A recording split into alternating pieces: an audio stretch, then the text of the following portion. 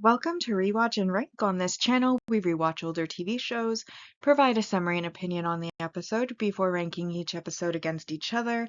And today's episode is Criminal Minds, Season 1, Episode 15, Unfinished Business. Now we're into the episode in a nutshell, and we are going to have a brief summary of what happened in the episode. The episode begins with Gideon attending a book lecture given by a former BAU FBI agent who has since retired, Max Ryan, who wrote a book about the killer that got away, who had been committing crimes throughout the 80s, and then suddenly one day stopped. And because he stopped, they were never able to actually find and catch him. However, at the end of the lecture, a security guard brings a letter and delivers it to Max, who, upon reading it, sees that it is from the Keystone Killer. And then there is a new murder. However, with these new murders with the new murder that has happened, evidence from previous crime scenes, like the driver's license of the last known victim, are placed at the scene to show that it is for sure the same killer, but everything about the MO has changed. Before there were intricate knots, now there's just zip ties. Before there was hand strangulation, now there's just plastic bags. Before there was no forced entry and, a dominance, whereas now there's like a blitz attack with, blunt force traumas. And so at first, they kind of work under the assumption that something has changed and he's chosen to make these changes to his MO. And Max does help them with the investigation, coming in as a consultant. However, when he worked for the FBI back in the day, they worked solo, so he first has some friction with the team and he wants his profile to be right. And he doesn't really fit and is a bit abrasive and a little bit dislikable, to be honest. However, he has let this last killer that got away consume his entire life, leaving him alone without family, and he even moved to the city where all the murders took place to be closer to the crime scenes in case he ever came back, so he's made his entire personality about the Keystone Killer. And as they are investigating, they eventually come to realize that the changes that were made may not necessarily have been by choice, which leads them down the road of injury or illness that caused him to no longer be capable of committing the crimes the way he had been before. And this then leads to them going over hospital records, finding Walter Kern, who is the Keystone Killer, from his records. Because of spinal damage, he has one side that's very weak, and that is what prevented him from being able to commit his murders, and also why he had to change his MO to things that he was able to do basically one-handed. And they do manage to track down his home. However, when they get there, he is not there. And they find his darkroom. They realize that the new killings were actually targeted way back in the 80s, and that his accident actually happened on the way to kill the most recent victim back in the 80s. And that the next victim he has pictures of was also targeted back then. And we also see throughout the episode that he's actually gotten close to this victim or would-be victim to keep tabs on her. And so she is the one that he is attacking at the end of the episode. But luckily they are able to come in before she ends up killed and save the day. And Max gets his closure as he's able to do the honors of cuffing Walter, finally having caught the Keystone Killer that took over his entire life, ending on a nice moment between Ellen Hotchner, where she expresses that she does not want to end up like him with no family and his life passing by. And Aaron says that it's all about priorities and giving your attention where it needs to go. But that is this episode in a nutshell. So now that we've been reminded about what happens in this episode, it's time to rank the episode. As always, we'll rank first on our mostly objective ranking list, which is void emotion, but bias and judgment can still apply. And then we follow that with the personal ranking list, which is based solely on my own opinion. So, starting with the negative. It was an unmemorable episode. Honestly, this is like my second time in a short period of time rewatching this particular episode. And once again, I completely forgot what it was about. And we're only 15 episodes in. So it is not memorable at all. And it's funny because right directly after watching it, I think, oh, I should remember that. But then, like I said, in a short period of time, and I do mean like less than a year since I last rewatched this episode, I once again completely forgot what it was about entirely.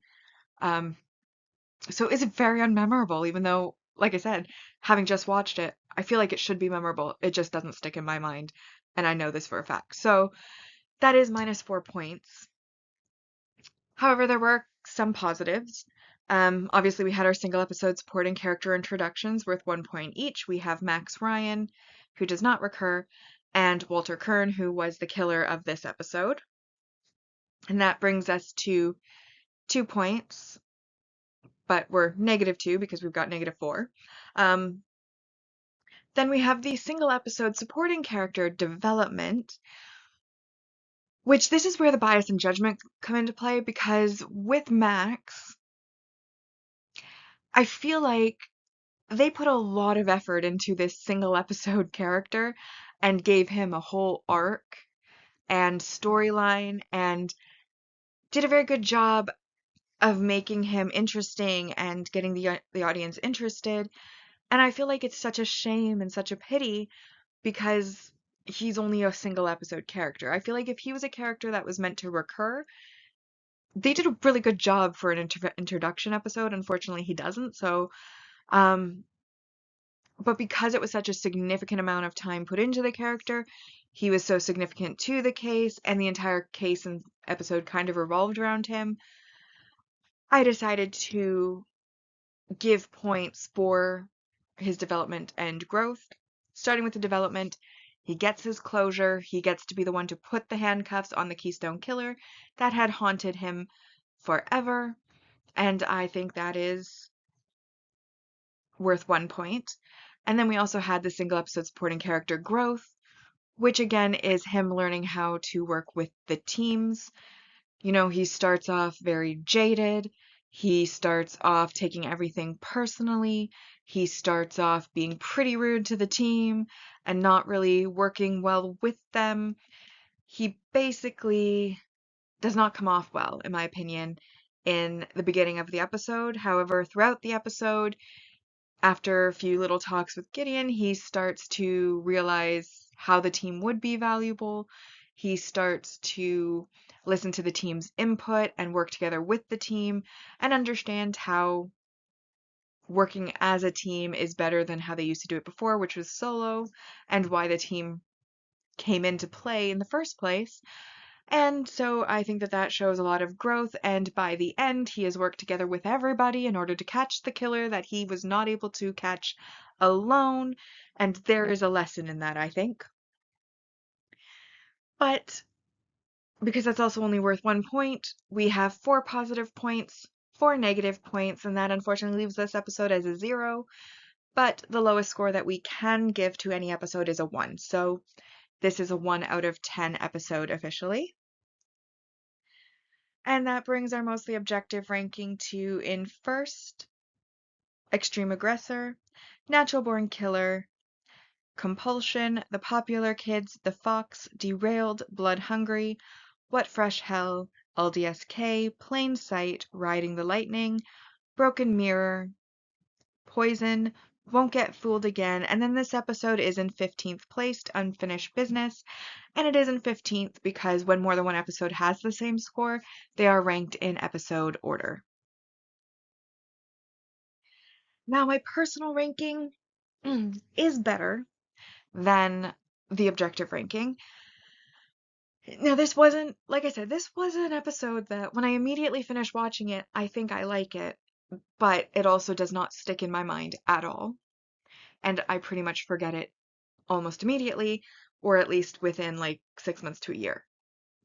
it's gone out of my brain. So I gave it a 5 out of 10. One reason that I gave it a 5 out of 10 is that the character this story revolves around, Max Ryan, does start off pretty unlikable.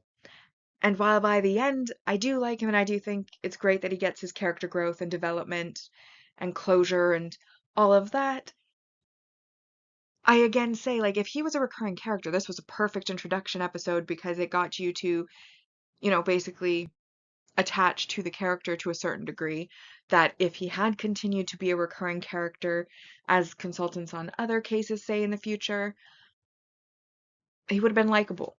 But he never recurs again, so it's like you wasted effort on creating this good character, building up this character, developing this character, growing this character, just to have us never see them again. Kind of a wasted opportunity. So I consider that. Also, the story itself really wasn't so much about the killer as it was about Max Ryan. Like, sometimes I even forgot what we were doing here, trying to find this random killer. We even have like a whole side quest to get another killer, or pervert, as it were, who was keeping a woman under his bed who was just there for some reason, just to show, some of that friction between the teams and whatnot. And I mean, like, the killer in this case was completely uncompelling as well. Ultimately, like, it just kind of fell flat for me.